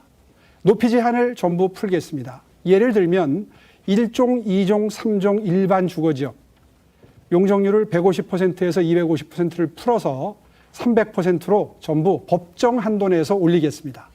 그리고 높이 규제도 풀겠습니다. 서울시 차원에서 가지고 있는 서랍석 규제 전부 풀어서 신속하게 주택이 공급될 수 있도록 함과 아울러서 스카이라인도 마련하겠습니다. 오신환 후보께 질문 드리겠습니다. 네. 오신환 후보, 지금 아마 관악구도 마찬가지일 거예요. 상업지역 면적이 굉장히 적지요. 그렇습니다. 예, 상업지역도 중구와 같이 많이 늘릴 수는 없지만 적어도 강남구 수준으로는 늘리고 그리고 용적률 규제, 높이 규제 푸는 문제에 대해서 어떤 견해를 가지고 계십니까? 저는 기본적으로 찬성을 합니다. 왜냐하면 기본적으로 도시가 자족 도시가 되기 위한 여러 가지 인프라를 만들기 위해서는 상업용도 지역이 분명히 필요합니다. 특히 저희 관악을 예를 드셨으니까 관악의 경우는 역이 전철역이 부족하기 때문에 역세권 중심으로 상권이 개발되지 못하는 한계가 있는데 이제 앞으로 경전철이나 다른 도시철도들이 들어오게 되면 그 중심으로 지구단위 계획을 변경해서 상업용도 지역을 확대하는 것은 저는 바람직하다고 생각합니다. 예, 그렇습니다. 지금이 적기인 것 같습니다. 부동산이 공급이 부족해서 이런 일이 벌어지고 있기 때문에 지금 높이 규제, 용적률 규제 풀어서 신속하게 민간의 활력을 통해서 공급될 수 있도록 하는 것 저의 주요 공약 중에 하나고요. 그렇게 해서 주택을 늘리고 요즘에 슬세권이라는 이야기를 합니다. 슬리퍼를 신고 15분 걸어서 거리 내에 각종 쇼핑센터, 문화시설 그리고 휴식시설 이런 것들이 집중적으로 다 배치가 돼서 언택트 시대에 동네에서 모든 생활 편의시설이 도서관까지를 포함해서 해결될 수 있도록 하는 이른바 어려운 의미에서의 도시계획이 아니라 생활 도시계획으로 개념을 바꿈으로써 서울시의 삶의 질을, 시민들의 삶의 질을 획기적으로 끌어올릴 수 있다고 생각을 합니다. 제가 오늘 몇 가지 그림을 보여드리면서 제가 구상했던 서울의 시민 여러분들의 삶의 질을 획기적으로 끌어올리고 그리고 외국에서 기업이 들어오고 투자가 들어오고 정보가 들어오고 신기술이 들어와서 이것이 서울의 K컬처, 한국적 문화예술적 감수성과 어우러짐으로써 다시 말해서 세계에서 살러 들어오고 싶고 투자하고 싶은 그런 도시를 만드는 밑그림을 오늘 몇 개의 그림을 통해서 보여드렸습니다. 이것이 서울시가 나아갈 길이고 이것이 여러분이 즐기실 수 있는 즐거운 행복한 서울이 아닌가 하는 비전을 말씀드렸습니다. 네. 오세훈 후보님 시간 아주 충실히 잘 써주셨고요. 다음은 두 번째입니다. 오신환 후보님 상대 후보 지목해서 6분간 주도권 쥐시고 토론해 주십시오. 예, 오늘 이 방송을 마지막으로 한 달 반 동안 쉼없이 달려온 경선이 마무리되게 됩니다. 또 저희가 1대1 토론 포함한 6번의 토론을 거치면서 저는 우리 국민의힘의 저력과 희망을 보았습니다. 특히 이 세 분의 쟁쟁한 선배님들과 이런 나란히 어깨를 겨누면서 경쟁할 수 있어서 저는 행복했고 영광스럽게 생각합니다. 전 시청하시는 우리 국민의힘 우리 당원들과 지지자분들께 한 말씀, 당부 말씀 드리겠습니다. 이제 후보가 결정이 되면 우리 후보를 중심으로 힘을 모아주시기 바랍니다. 저는 단일화에 대해서 언급을 안 할 수가 없습니다. 우리가 원튼 원하지 않든 이제 국민의힘의 후보와 또 제3지역의 단일화가 이루어져야 됩니다. 야권 단일화는 문재인 정부의 실정을 심판하기 위해서 반드시 승리하라는 국민의 명령입니다. 그래서 이기는 단일화를 해야 됩니다. 저는 이기는 단일화를 하기 위해서는 단순히 단일화만 하면 무조건 이길 수 있다는 오류를 범해서는 안 된다고 생각합니다. 다시 말해서 단일화는 필요 조건이지 충분 조건이 아닙니다. 저는 나 후보님께 먼저 한 말씀 여쭙겠습니다. 우리가 경선 과정에서 계속해서 역선택 방지와 관련해서 말씀이 있으셨습니다. 혹여 우리 국민의힘의 후보가 된다면 이후에 단일화 과정에서 지금 오늘 결정이 된 안철수 후보와 역선택 방지에 대해서 주장을 하실 건지 그걸 한 말씀 해주시죠. 저는 일찍이 이 단일화에 대해서 이 단일화 룰은 안철수 후보가 정해도 좋다 이렇게 말씀을 드릴 정도로 단일화에 대한 강한 의지를 말씀드렸습니다. 아무래도 이번 이제 단일화 과정은 이 뭐 후보 마음대로 할 수 있는 것이 아니라 당과 조율해야 되고 당이 주도적으로 하게 될 거라고 그렇습니다. 생각을 합니다. 그런 그래서 점에서 제가 뭐 특별히 어떤 룰에 대해서 왈가왈부하지는 네, 않겠다라는 고맙습니다. 말씀을 드립니다. 저는 후보가 당과 나눠서 논의하는 것이 매우 바람직하다 생각합니다. 후보는 같이 힘을 합쳤을 때 서울의 미래 비전들을 어떻게 만들어갈 것인지 정책과 비전에 대해서 같이 시너지를 내는 쪽으로 가고 시민들이 공감할 수 있는 단일화 방식과 절차에 대해서는 당에 일임하는 것이 저는 마땅하다 이렇게 생각합니다. 오세훈 후보님 최근에 후보가 되면 정치적 결단에 의해서 단일화를 하는 것이 바람직하다 이런 말씀을 하셨는데 그 의미가 정확하게 무엇인지 한 말씀 듣겠습니다. 조금 오해가 있었던 것 같습니다. 실제로 단일화 협상을 하다 보면 결국은 아마 여론조사 경선으로 갈 가능성이 저는 매우 높다고 보고요. 다만 그렇게만 한다면 all or nothing 게임이 되죠. 이긴 자가 승자 독식 다 가져가는 형태가 되기 때문에 지지층이 이동해 가는데 한계가 생깁니다.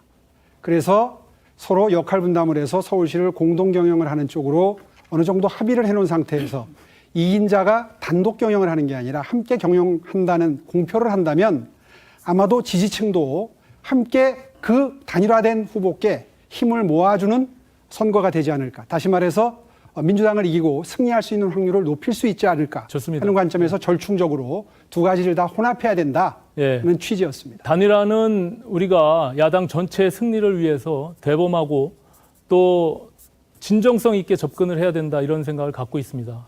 지금 다른 조건들을 제시하고 그 룰과 방식에 따라서 왈가왈부하기 시작하면 잡음이 일 것이고 그것을 좋아할 수 있는 사람은 민주당뿐이 없습니다. 그런 측면에서 우리가 이기는 단일화는 국민들께 감동을 주고 공감을 주는 단일화가 돼야 된다라고 생각을 합니다. 그러기 위해서는 저는 앞서 말씀드린 양 후보가 시너지를 낼 수 있는 그 속에서 서울시를 어떻게 더욱 잘 사는 도시로 미래 비전을 가지고 시민들을 설득해낼 수 있을지 그것이 매우 중요하다라고 생각합니다. 단순히 공학적인 접근으로 하게 되면 저는 그 단일화가 오히려 마이너스가 되는 단일화가 될 수 있기 때문에 그 점을 우리가 주목할 필요가 있다 이렇게 생각합니다. 저는 정치적 결단이든 협상이든 모든 것을 당에 일임하는 것이 매우 중요하다. 그리고 후보들은 다시 한번 말씀드리지만 자신들의 비전들을 통해서 시민들을 설득하고 거기에 대한 동의를 구하는 것이 중요하다고 생각합니다. 조은희 후보님 여쭙겠습니다. 지금 단일화는 앞서 우리가 OX 퀴즈에서 모두가 동의한 바가 있습니다. 어떤 방식의 단일화가 과연 우리가 승리할 수 있는 이기는 단일화가 될 것인지 그 부분에 대해서 생각해 보신 적이 있는지 네. 말씀해 주시죠. 저는 일단 정책과 비전의 단일화가 먼저 돼야 된다고 생각합니다. 그것이 선행되지 않고는 세력과 세력 간의 단일화가 어렵죠. 그리고 공동정부가 자칫하면 나눠먹기식으로 비춰지기 쉽습니다. 서울 시민의 의사가 가장 정확하게 반영되는 그런 방식의 단일화가 최선이라고 생각합니다. 그렇습니다.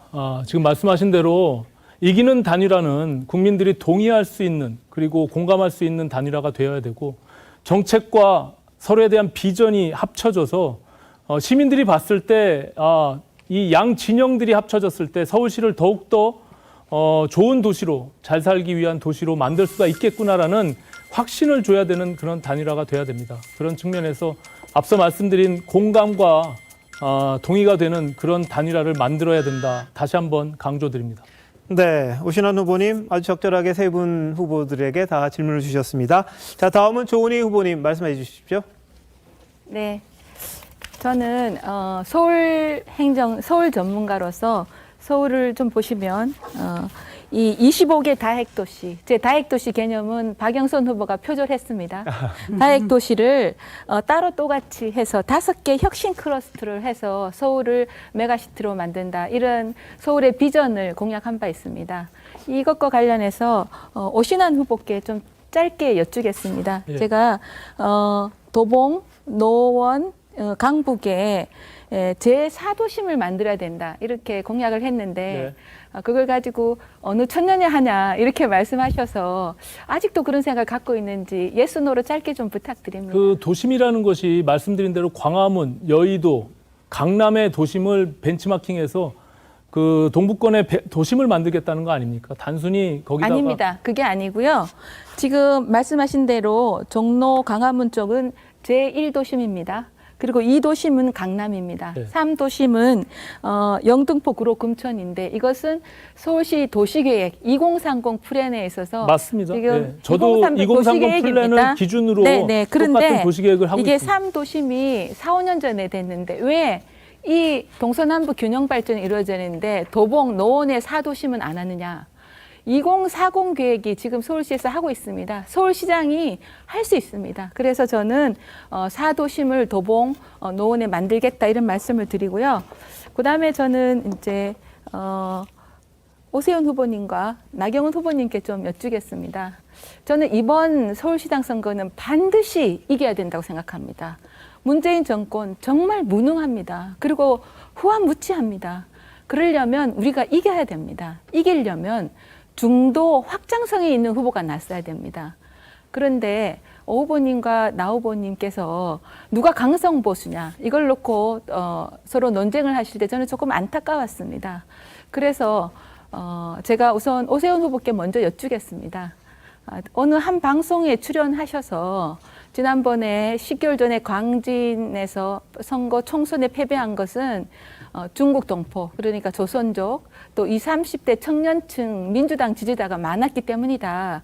이렇게 하셨는데 저는 지금은 중도층을 확보할 수 있는 어떤 비책이 있으실 것 같아요. 좀 짧게 좀 설명해 주시길 부탁드립니다. 예, 이번에 6번의 토론을 통해서 저는 제 그 방법론을 제시하려고 꽤나 애를 썼습니다. 아까 나경원 후보께서 기본주택 질문할 때 보여드렸던 그 그림, 그게 가장 상징적으로 우리 사회의 어려운 분들, 보듬어야 될 분들을 보듬는 방법에 대한 시각적인 충분한 설명이라고 생각합니다. 네, 그러면 그런 비전으로 중도층과 또 20, 30대 젊은 층의 지지를 끌어낼 수 있다. 이런 확신이시죠? 그렇습니다. 네, 어려운 분들 잘 보듬는 게 알겠습니다. 가장 큰. 그러시길 바랍니다. 네. 그리고 저는 또 나경원 후보님께 좀 여쭈겠습니다. 오세훈 후보께서 나 후보님이 강경 투쟁을 했다. 그래서 전임 대표님, 황교안 대표님은 죄인이다 이러는 책을 냈는데 나 후보님은 사과가 없었다. 총선 패배에 책임이 있지 않느냐. 지역구 선거에서 졌는데 이런 지적을 하셔서 조금 좀 서운하시기도 하셨을 것 같은데 중도층을 확보할 수 있는 방안 좀 짧게 말씀해 주십시오. 글쎄요, 뭐 총선 굉장히 특이한 총선이었죠. 총선 패배의 원인이 단 한 가지로 귀결되지는 않는다고 생각하시고요. 많은 분들이 중도층 확보에 어려운 것 아니야 이런 말씀하시는데요. 저는 제어리에서 한번 최근 여론조사를 한번 봤어요. 그랬더니 중도층에서도 제가 압도적으로 1등이더라고요.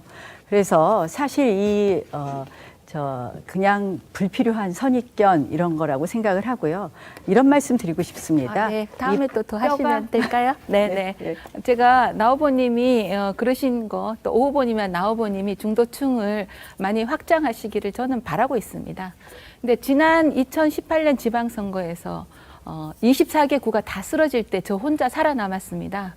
왜냐? 민주당 지지자, 20, 30대 청년, 문재인 정권에 실망해서 돌아선 중도층이 저 좋은 일을 지지했기 때문입니다. 일 잘한다.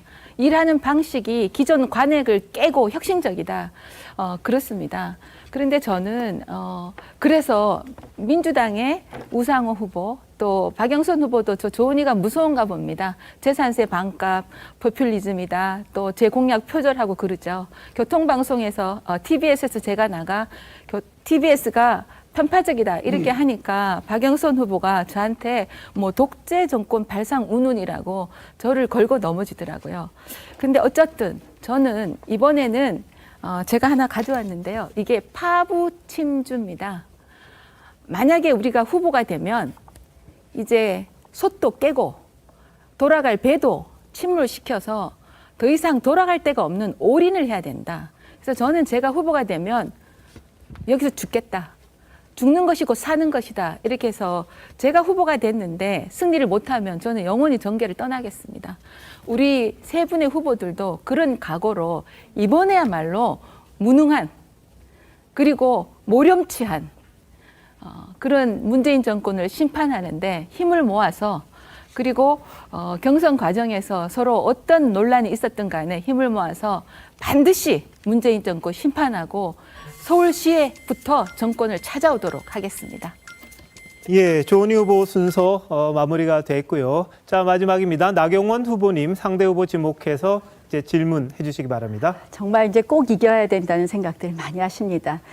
제가 최근에 이런 말씀 드렸습니다. 뼈가 있어야지 살이 붙는다. 저는 사실은 최근에 진중권 교수, 진대재 장관, 이수정 교수 다 저희 뭐 이야기를 듣거나 캠프에 모시면서 정말 많은 분들의 머리를 빌려서 이번 선거를 꼭 이길 준비하고 있고 그렇게 해서 많은 분들의 사랑을 받고자 노력하고 있다는 말씀 드리면서 뭐 많은 도시 비전 이야기들 하십니다. 지난번에 어느 마스 토론에서는 1년짜리 시장이 뭐 그렇게 많이 하냐고 하시던 오세훈 후보도 오늘은 도시 비전을 말씀해 주셔서 정말 감사하고요. 그 도시 비전에 대해서는 큰 차이들이 없다고 생각을 합니다. 그러나 지금 1년 3개월 시장이 해야 될 중요한 일 중에 하나는 정말 위기의 시정을 어떻게 극복하느냐의 문제인데요. 제가 오늘은 교육 문제를 조금 말씀드리겠습니다. 저는 교육은 사실은 지금 교육감과 우리가 러닝메이트 도 아니고 사실 철학이 매우 다릅니다. 그래서 조희연 교육감한테 아이들을 맡기기는 어렵다. 이런 학부모들의 마음도 보듬어 줘야 된다고 생각을 합니다. 그래서 25개국가 모두 명문 학교가 될 수 있도록 하겠다. 또 글로벌 커뮤니티 센터를 설치하겠다. 그리고 그 밖에 우리 TBS를 TTBS로 바꾸겠다. 그래서 트래픽뿐만 아니라 교육에 대한 온라인 교육 강의를 하게 하겠다. 이런 공약을 내기도 했는데요. 사실 코로나 시대가 되면서 정말 교육 격차가 온라인 교육 수업에서도 큰 차이로 나고 있습니다. 그래서 사실 고소득층의 경우에는 아이들이 과외도 받지만 사실 학원도 어렵고 그래서 맞벌이 부부들 경우에 굉장히 괴로워하고 장애인 부모는 심지어 20%가 그만두신 분들이 있다. 일을 그만두신 분들이 있다고 합니다.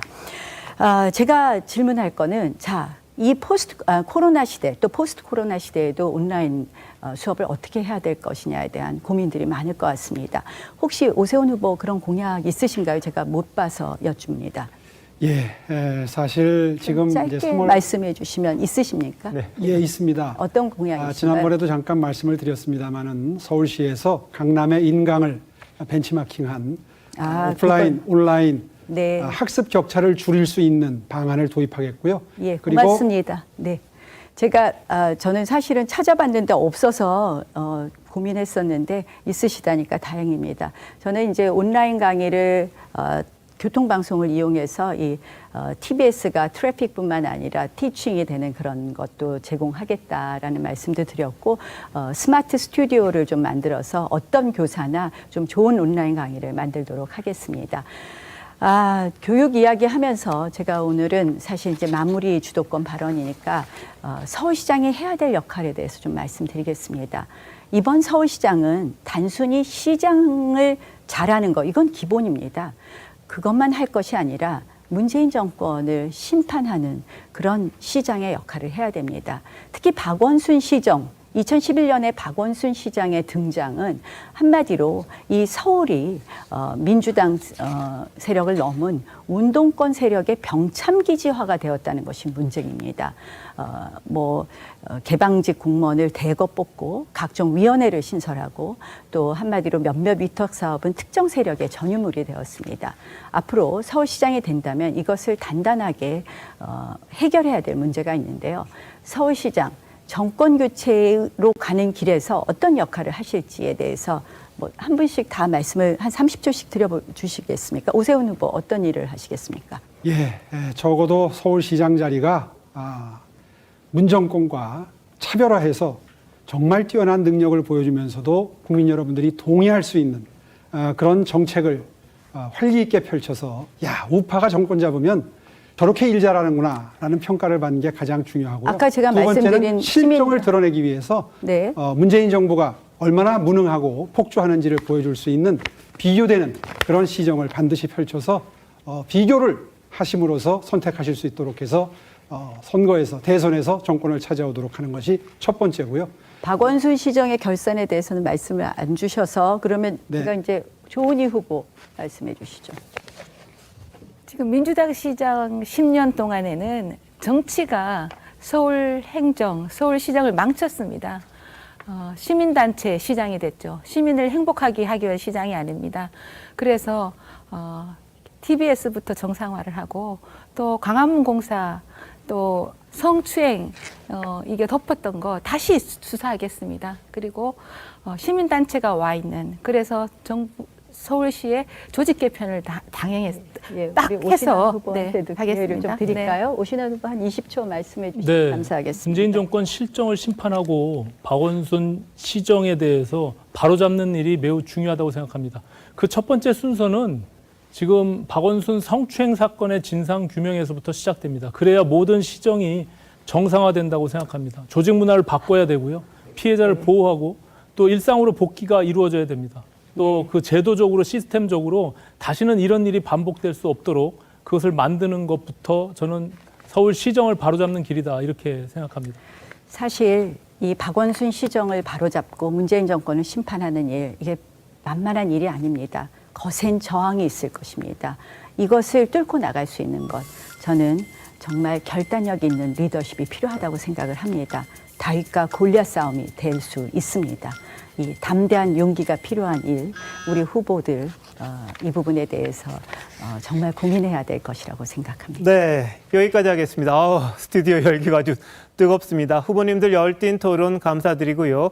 벌써 토론 시작한 지 90여 분이 넘어섰습니다. 마지막 순서입니다. 서울시장 국민의힘 후보 토론. 토론 중에 미처 못한 이야기나 후보로서 꼭 하고 싶은 마무리 발언 후보당 1분씩 드리겠습니다. 자, 오신환 후보 먼저 마무리 발언 부탁드립니다. 치열하게 경쟁했지만 결국 우리는 하나입니다. 끝까지 선의의 경쟁을 펼친 후보자님들께 진심으로 감사드립니다. 이번 선거는 결국 49대 51 싸움에서 부족한 2%를 채우는 힘은 공감 능력과 컨텐츠의 진정성에 있습니다. 이 진정성이 중도층과 청년층을 견인할 수 있습니다. 무주택 서민과 청년들을 위한 주거사다리 누가 이야기하고 있습니까?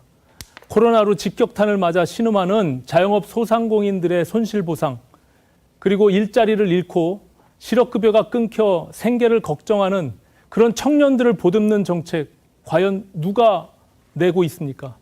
오신환을 선택해 주십시오. 오신환이 반드시 서울시의 새로운 변화와 희망을 만들겠습니다. 지금의 판을 확 뒤집어서 서울의 새로운 희망을 만들겠습니다. 게임 체인저 오신환이 승리하겠습니다. 힘 모아 주십시오. 제 손을 꼭 잡아 주십시오. 고맙습니다. 네, 정확하게 시간 지켜주셨고요. 조은희 후보님 마무리 발언 부탁드립니다. 사랑하는 시민 여러분, 오늘 토론 잘 보셨습니까? 여기 계신 우리 국민의힘 후보 정말 실력 있고 든든하시죠?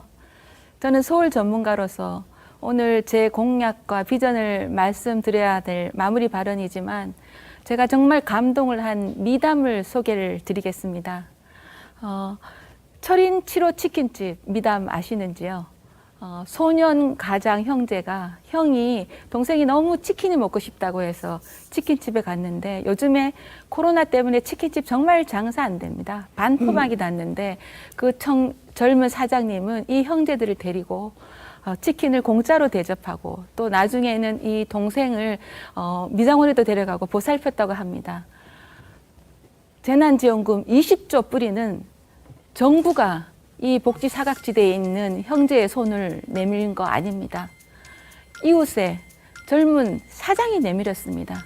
저는 엄마의 마음으로 이런 마음이 있을 때 우리 국민의힘, 우리 대한민국의 힘, 그래서 다시 일어난다고 생각합니다. 네. 제가 하겠습니다. 네, 조은희 후보님 마무리 발언 마치셨고요. 나경원 후보님 해주시죠. 존경하는 서울 시민 여러분, 19년 제 정치 여정을 돌아봅니다. 상처도 있고 영광도 있었습니다. 제가 항상 옳았다고 말씀드리지 않습니다. 그러나 부끄럽지 않은 길을 걸어왔습니다. 2019년 야당 원내대표에게 저항은 숙명이었습니다. 그 결과 13건의 청부, 고발로 시작한 저에 대한 탄압, 저는 문재인 검찰, 추미애 검찰로부터 모두 불기소라는 항복장을 받았습니다. 단단해졌습니다.